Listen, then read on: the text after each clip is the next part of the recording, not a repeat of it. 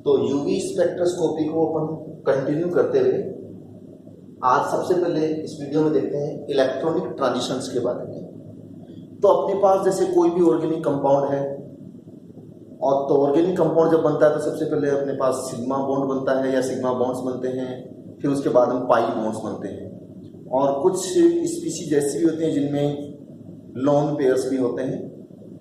तो इस तरह से जितने भी अपने पास ऑर्बिटल्स होंगे, यानी अपने पास सिग्मा ऑर्बिटल्स भी होंगे, सिग्मा स्टार ऑर्बिटल्स भी होंगे, पाई और पाई स्टार ऑर्बिटल्स भी होंगे और नॉन बॉन्डिंग मॉलिक्यूलर ऑर्बिटल्स भी होंगे। इन सभी प्रकार के ऑर्बिटल्स का यदि एनर्जी का ऑर्डर देखें तो हमें ये ऑर्डर मिलता है। इनके एनर्जी का ऑर्डर सबसे जो कम एनर्जी होती है वो होती है सिग्मा की, फिर उससे थोड़ी ज्यादा होती है पाई की, फिर नॉन बॉन्डिंग की, फिर पाई स्टार की, फिर सिग्मा स्टार की। अब जो ट्रांजिशंस की कैटेगरी होती है उसमें जो ट्रांजिशंस होते हैं वो sigma to sigma star, pi to pi star. तो ये पाई टू पाई स्टार, ये सिग्मा टू सिग्मा स्टार, ये एन टू सिग्मा स्टार और ये एन टू पाई स्टार। चार प्रकार के इलेक्ट्रॉनिक ट्रांजिशन की संभावना बनती है। इनके एनर्जी का जो ऑर्डर है वो कई बार कई कॉम्पिटेटिव एग्जाम्स में पूछा गया है। सबसे ज्यादा जो रिक्वायर्ड एनर्जी है वो sigma to sigma star transition के लिए है। फिर उसके बाद में जो है अपने पास एन टू सिग्मा स्टार के लिए है, फिर पाई टू पाई स्टार और सबसे कम जो एनर्जी की आवश्यकता पड़ती है वो है एन टू पाई स्टार के लिए। लेकिन कुछ कंपाउंड्स ऐसे भी होते हैं जिनके अंदर एक लंबा पाई कॉन्जुगेशन पाया जाता है। तो यदि किसी में लंबा पाई कॉन्जुगेशन है तो ऐसी स्थिति में जो पाई टू पाई स्टार के लिए रिक्वायर्ड एनर्जी है वो कम हो जाती है और एन टू पाई स्टार के लिए वहां क्या हो जाती है, ज्यादा हो जाती है। लेकिन उसके लिए थोड़ा सा ध्यान रखना पड़ेगा हमें कि वहां पर एक लंबा पाई कॉन्जुगेशन सिस्टम अपने को चाहिए।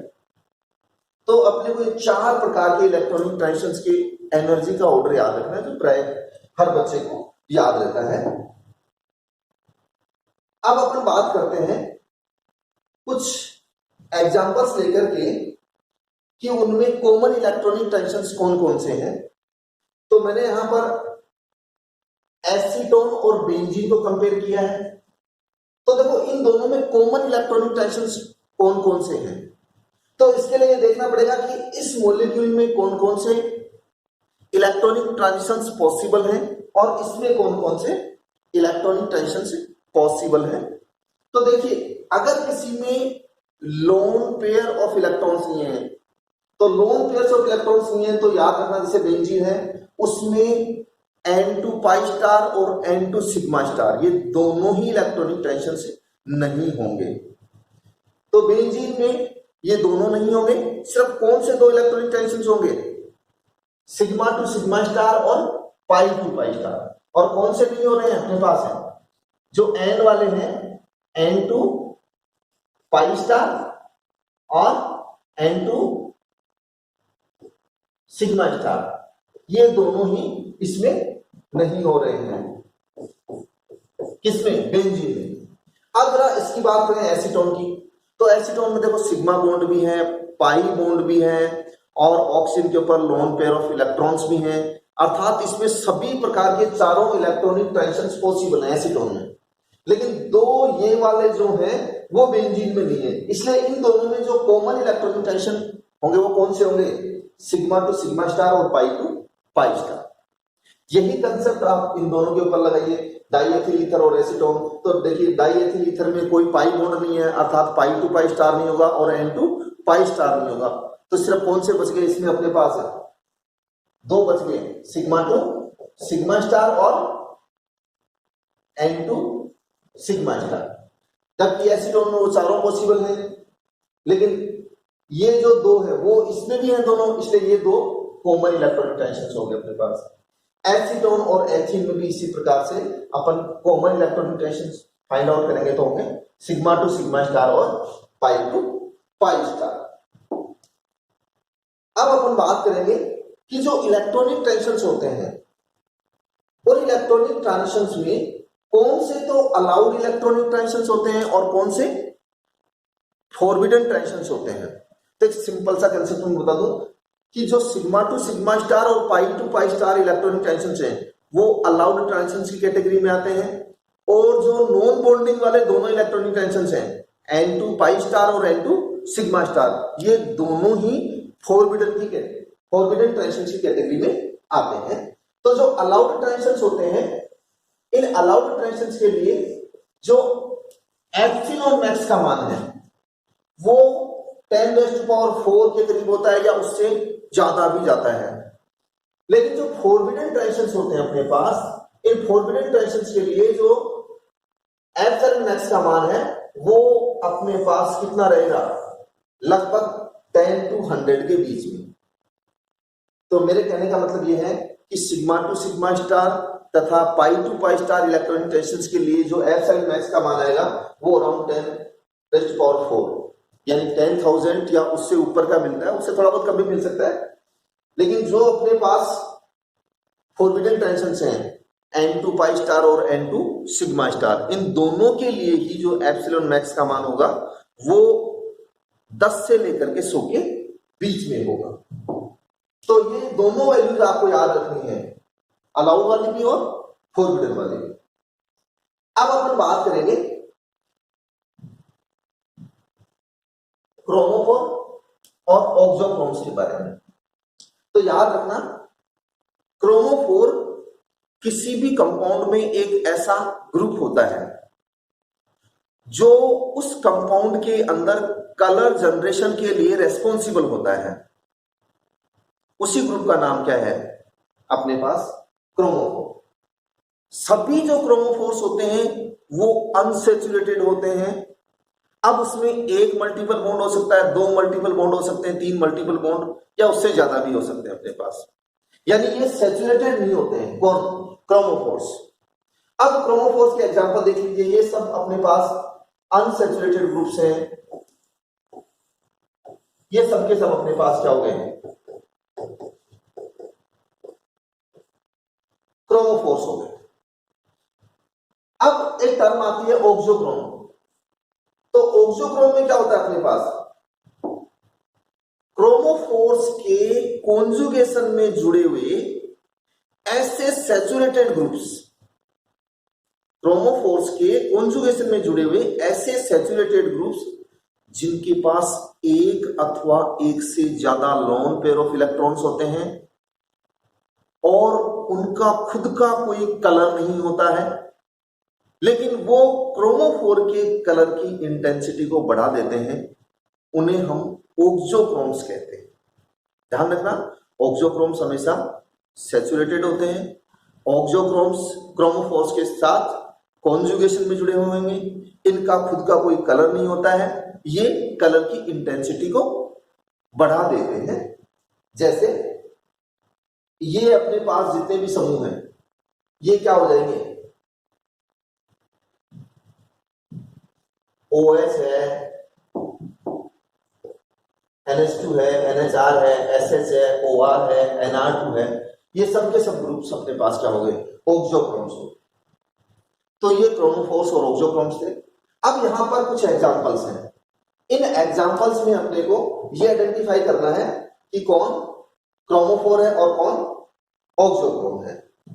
तो देखिए, ये जो अनसैचुरेटेड पार्ट है इसका, ये अपने पास क्रोमोफोर हो जाएगा।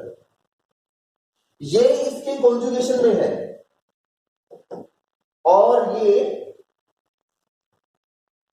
इधर इलेक्ट्रॉन डेंसिटी बढ़ा सकता है, तो इसे हम क्या कहेंगे, ये ऑक्सोक्रोम की कैटेगरी में आ जाएगा। लेकिन जो ये वाला NH2 ग्रुप है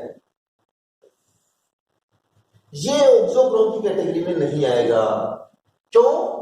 कि इसके पास नॉन पेयर ऑफ इलेक्ट्रॉन तो है, लेकिन इसके साथ ये कॉन्जुगेशन में नहीं है, यानी ये इलेक्ट्रॉन डेंसिटी इधर नहीं बढ़ा सकता, तो हम इसे ऑक्सोक्रोम नहीं मानेंगे।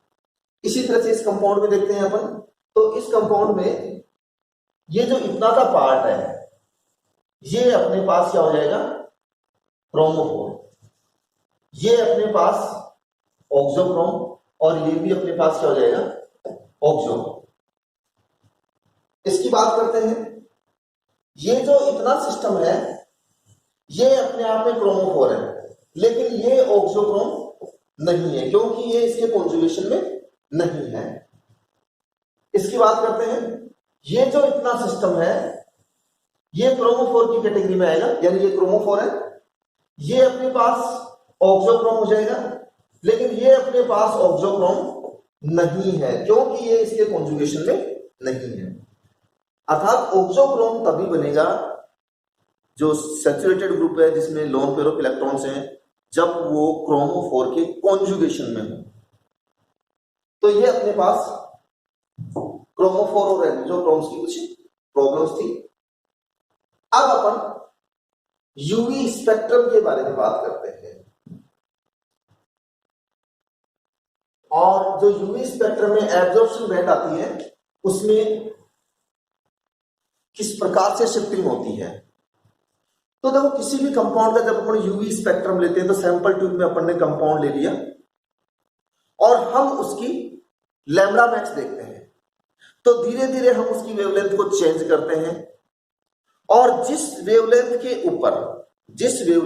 ऊपर कंपाउंड मैक्सिमम एब्जॉर्प्शन शो करता है उसे हम लैम्बडा मैक्स कहते हैं, और लैम्बडा मैक्स के कोरस्पॉन्डिंग जो एप्सिलॉन की वैल्यू होती है उसे अपन एप्सिलॉन मैक्स कहते हैं। एक कंपाउंड एक से ज्यादा लैम्बडा मैक्स शो कर सकता है, ज्यादातर एक ही शो करते हैं, लेकिन कई कंपाउंड ऐसे भी हैं जो एक से ज्यादा लैम्बडा मैक्स से यूवी स्पेक्ट्रम में प्रदर्शित करते हैं।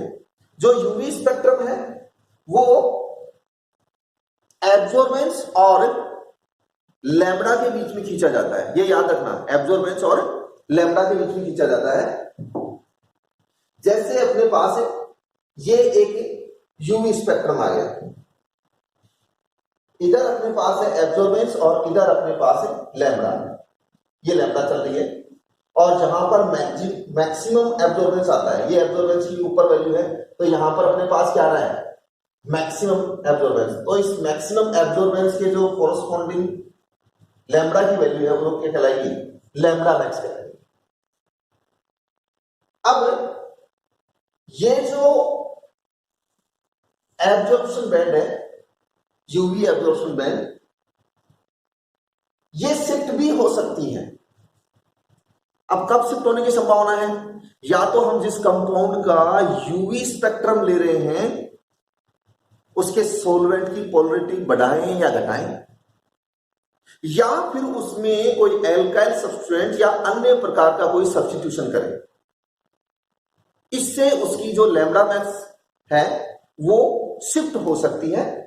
जैसे ये अपने पास जो एब्जॉर्प्शन बैंड है, अगर किसी कारण से, भले वो सॉल्वेंट की पोलरिटी से हो या कोई सब्स्टिट्यूएंट ऐड करने से हो या हटाने से हो, वो यदि हायर वेवलेंथ की तरफ जाती है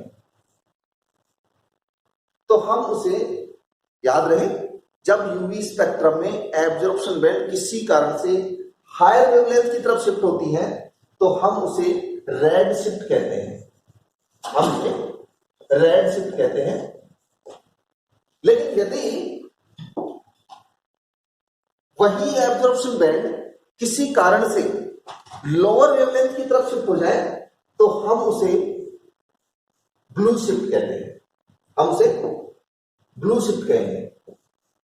तो याद रखना, रेड शिफ्ट का मतलब जो एब्जॉर्प्शन बैंड है वो हायर वेवलेंथ की तरफ जा रही है, और ब्लू शिफ्ट का मतलब है जब एब्जॉर्प्शन बैंड लोअर वेवलेंथ की तरफ जा रही हो। ध्यान रहे, जब रेड शिफ्ट अपने को देखने को मिलता है तो उसके साथ साथ जो पीक की इंटेंसिटी है, एब्जॉर्बेंस है, वो भी बढ़ जाती है, और वो जब बढ़ती है तो हम उसे कहते हैं हाइपरक्रोमिक शिफ्ट या हाइपरक्रोमिक इफेक्ट। तो हाइपरक्रोमिक इफेक्ट में क्या होता है, जो यूवी स्पेक्ट्रम की एब्जॉर्प्शन बैंड है उसकी इंटेंसिटी बढ़ जाती है। रेड शिफ्ट में जो एब्जॉर्प्शन बैंड है वो हायर वेवलेंथ की तरफ शिफ्ट हो जाती है, ब्लू शिफ्ट में वो लोअर वेवलेंथ की तरफ। ब्लू शिफ्ट को अपन हिप्सोक्रोमिक शिफ्ट भी कहते हैं, और जो रेड शिफ्ट है उसे अपन बैथोक्रोमिक शिफ्ट भी कहते हैं।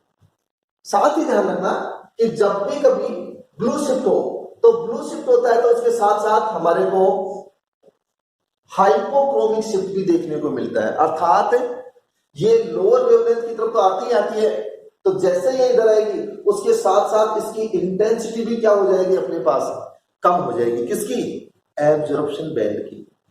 तो देखो absorption band higher wavelength red shift, lower wavelength blue shift, इसकी इंटेंसिटी बढ़ रही है हाइपर, कम हो रही है तो हाई।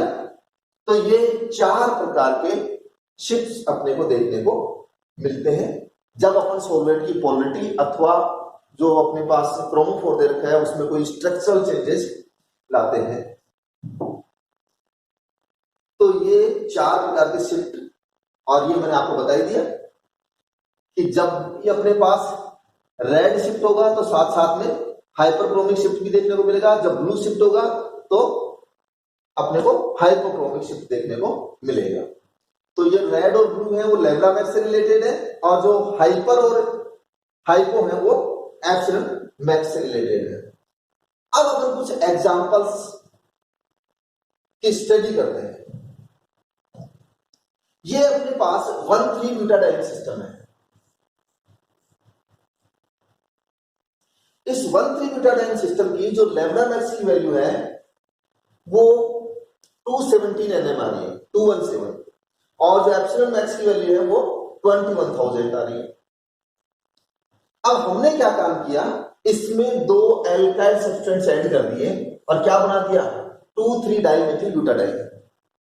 जब एल्काइल सब्सटेंस इसमें ऐड हो गए 1,3-ब्यूटाडाइन में तो ये बना, इससे इस सिस्टम में इलेक्ट्रॉन डेंसिटी क्या हो जाएगी, बढ़ जाएगी।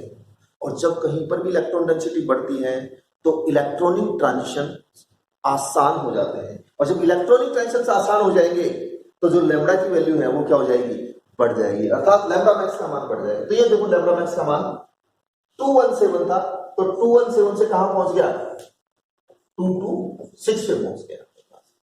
और ध्यान रखना लैम्ब्डा मैक्स की वैल्यू बढ़ती है तो उसके साथ साथ एप्सिलॉन मैक्स की वैल्यू भी बढ़ती है। और देखो ये इधर 21,000 था, ये 21,400 में चल गया है।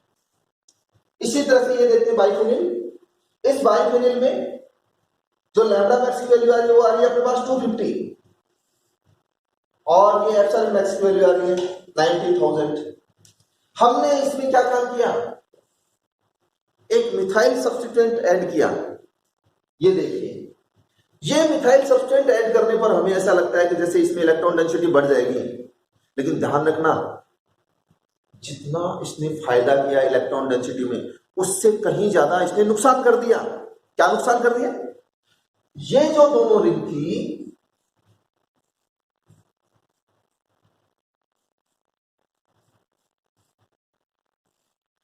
ये दोनों रिंग पहले इस स्थिति में थी, प्लेनरिटी में थी, यानी कोप्लेनर रिंग्स थी।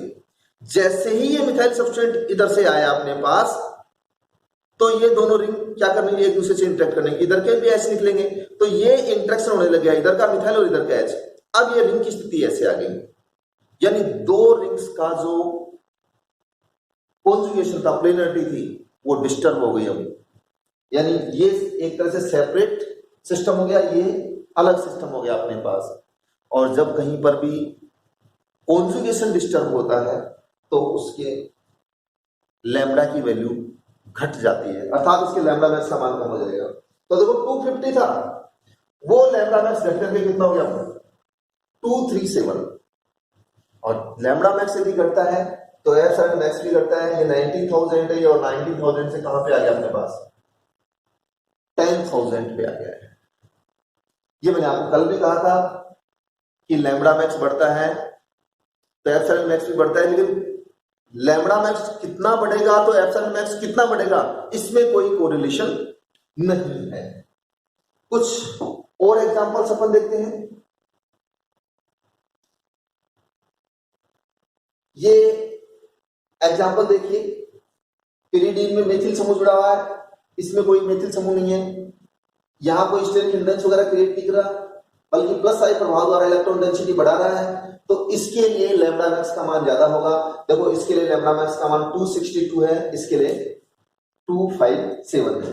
सेम रिजल्ट्स एप्सिलॉन मैक्स के साथ देखने को मिलेंगे। अब अपन अगला केस लेते हैं एनिलीन का। तो देखो एनिलीन को यदि हम किसी नॉन पोलर सॉल्वेंट में रखते हैं तो ये जो नाइट्रोजन का लोन पेयर है वो इस बेंजीन रिंग में प्लस एम प्रभाव द्वारा इलेक्ट्रॉन डेंसिटी बढ़ा देगा। जब प्लस एम प्रभाव द्वारा इलेक्ट्रॉन डेंसिटी इसमें बढ़ गई तो इलेक्ट्रॉनिक ट्रांजिशन आसान रहेगा, और जब इलेक्ट्रॉनिक ट्रांजिशन आसान रहेगा तो लैम्बडा मैक्स का मान भी ज्यादा रहेगा। और इसमें देखो एक जो E2 बैंड है वो आ रही है 230 nm पे, 230 पे ये आ रही है, और 280 पे अपने पास है बी बैंड आ रही है। अब हमने क्या किया, जो एनिलीन का सॉल्यूशन ले रखा है उसमें कुछ ड्रॉप्स एसिड की मिला दी, जैसे HCl मिला दिया। जैसे ही हम इसमें HCl मिलाते हैं तो ये जो NH2 है इसका प्रोटोनेशन हो जाता है, और जब इसका प्रोटोनेशन हो जाएगा तो ये एनिलीनियम आयन में कन्वर्ट हो गया, ये NH3 प्लस बन गया। क्या NH3 प्लस इसमें इलेक्ट्रॉन डेंसिटी बढ़ाएगा? नहीं बढ़ाएगा। अब ये क्या काम करेगा, NH3 plus minus I effect create करेगा, और माइनस आई इफेक्ट के द्वारा इलेक्ट्रॉन डेंसिटी NH3 प्लस समूह की तरफ चली गई। अर्थात इस सिस्टम में इलेक्ट्रॉन डेंसिटी क्या हो गई, अपने पास कम हो गई। जब इलेक्ट्रॉन डेंसिटी यहां पर डिक्रीज हो गई तो इलेक्ट्रॉनिक ट्रांजिशन के लिए रिक्वायर्ड एनर्जी भी बढ़ जाती है और लैम्बडा मैक्स का मान घट जाता है। और लैम्बडा मैक्स का मान देखो, जो 230 वाली बैंड थी वो आ रही है 203 पे आ रही है, और जो 280 वाली एब्जॉर्प्शन बैंड है वो 254 पे आ रही है। तो यदि हम किसी में एसिड डालते हैं उसमें NH2 समूह है तो वहां पर हमारे को कौन सा शिफ्ट देखने को मिलेगा, ये हमारे लिए ब्लू शिफ्ट हो गया। कौन सा शिफ्ट? Blue shift. ये याद रखना है कि कोई सा भी कंपाउंड है अगर उसमें NH2 समूह है और उसमें एसिड डाल दिया तो याद रखना ब्लू शिफ्ट देखने को मिलेगा, यानी लैम्बडा मैक्स का मान क्या हो जाएगा, कम हो जाएगा। अब अपन दूसरा एग्जांपल लेते हैं फिनोल का।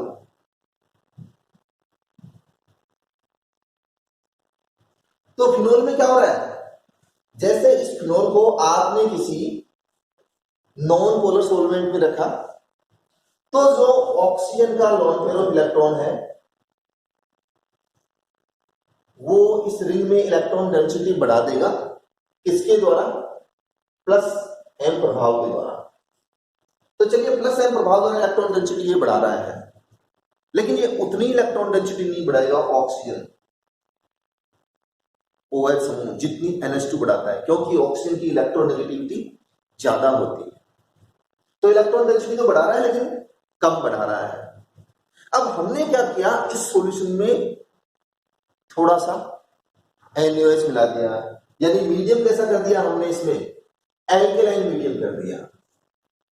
ये देखो जैसे ही एल्केलाइन मीडियम करेंगे तो ये वाला प्रोटॉन कौन ले जाएगा, OH माइनस, और हमारे पास ये बन गया अब फिनोक्साइड आयन।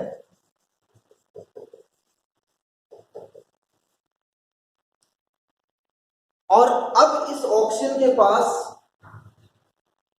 इलेक्ट्रॉन घनत्व इसकी बजाय बहुत ज्यादा बढ़ गया है, तो प्लस एम प्रभाव की भी वृद्धि हो जाएगी इसमें, यानी इलेक्ट्रॉन डेंसिटी क्या होगी अपने पास है, बढ़ जाएगी।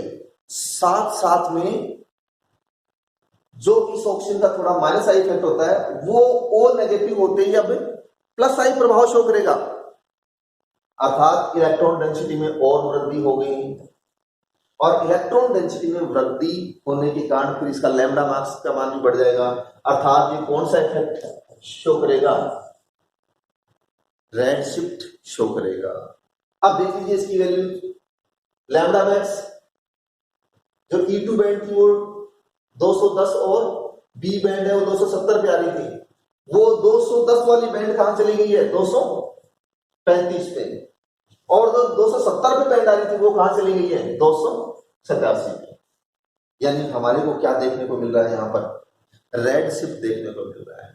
तो याद रखना, अगर कोई कंपाउंड दे रखा है नेट के एग्जाम में या अन्य किसी एग्जाम में प्रश्न आता है कि कहीं पर भी यदि फिनोलिक समूह है और उसमें आपने क्या कर दिया, थोड़ा सा बेस डाल दिया, मीडियम को एल्कलाइन कर दिया, तो याद रखना रेड शिफ्ट देखने को मिलेगा। और NH2 समूह है किसी रिंग के जुड़ा हुआ एरोमेटिक रिंग के, और उसमें यदि आपने एसिड डाल दिया तो निश्चित रूप से आपको ब्लू शिफ्ट देखने को मिलेगा। आज के इस वीडियो में इतना ही। अगले वीडियो में अपन सॉल्वेंट इफेक्ट के बारे में चर्चा करेंगे।